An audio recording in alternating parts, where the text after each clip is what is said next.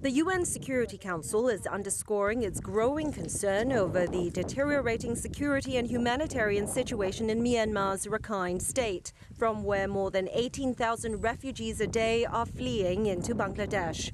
Secretary General Antonio Guterres had requested the Council address this deepening crisis. Grievances that have been left to fester for decades have now escalated beyond Myanmar's borders, destabilizing the region. The humanitarian situation is catastrophic. When we met last week, there were 125,000 Rohingya refugees who had fled into Bangladesh. That number has now tripled to nearly 380,000. Long-festering tensions between Myanmar's Buddhist majority and ethnic Rohingya Muslims escalated in late August, when an attack by Rohingya insurgents was met with a government security crackdown that rights observers say was disproportionate. Aid workers say refugees arriving in Bangladesh accused security forces of shooting indiscriminately at them and burning their homes.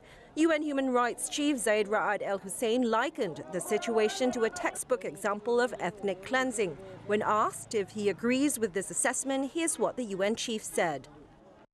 When 1/3 of the Rohingya population had to flee the country, can you find a better word to describe it? The Secretary General and the Security Council have also both condemned the August attacks by the insurgent group, the Arakan Rohingya Salvation Army, but they've also raised concerns about reports of excessive violence by security forces.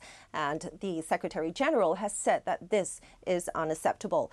Now, both the Council and the Secretary General also want the Myanmar government to implement recommendations made by former UN Chief Kofi Annan, who recently led an investigative commission into alleged atrocities in Rakhine. Liling Tan, CGTN, New York.